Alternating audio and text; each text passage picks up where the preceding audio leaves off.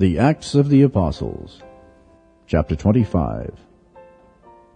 Now when Festus was come into the province, after 3 days he ascended from Caesarea to Jerusalem. Then the high priest and the chief of the Jews informed him against Paul, and besought him, and desired favour against him, that he would send for him to Jerusalem, laying wait in the way to kill him. But Festus answered that Paul should be kept at Caesarea, and that he himself would depart shortly thither. Let them therefore, said he, which among you are able, go down with me and accuse this man, if there be any wickedness in him. And when he had tarried among them more than 10 days, he went down unto Caesarea, and the next day, sitting on the judgment seat, commanded Paul to be brought. And when he was come, the Jews which came down from Jerusalem stood round about, and laid many and grievous complaints against Paul, which they could not prove. While he answered for himself, Neither against the law of the Jews, neither against the temple, nor yet against Caesar, have I offended anything at all. But Festus, willing to do the Jews a pleasure, answered Paul and said, Wilt thou go up to Jerusalem, and there be judged of these things before me? Then said Paul, I stand at Caesar's judgment seat, where I ought to be judged. To the Jews have I done no wrong, as thou very well knowest.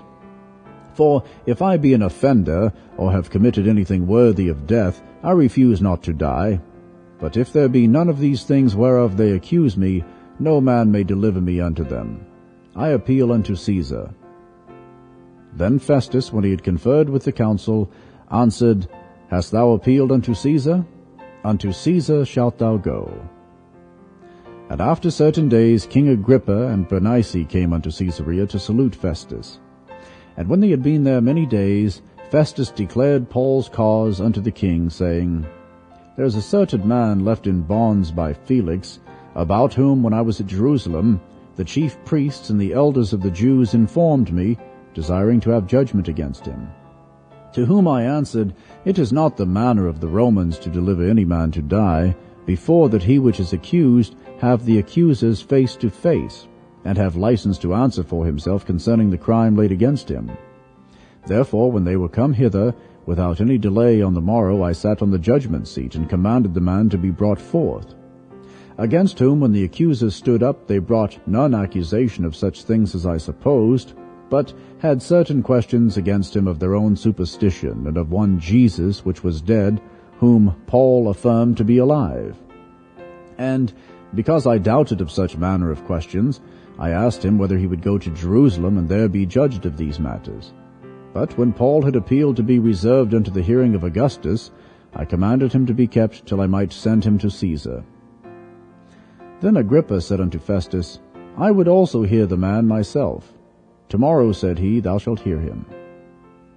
And on the morrow, when Agrippa was come, and Bernice, with great pomp, and was entered into the place of hearing, with the chief captains and principal men of the city, at Festus' commandment Paul was brought forth.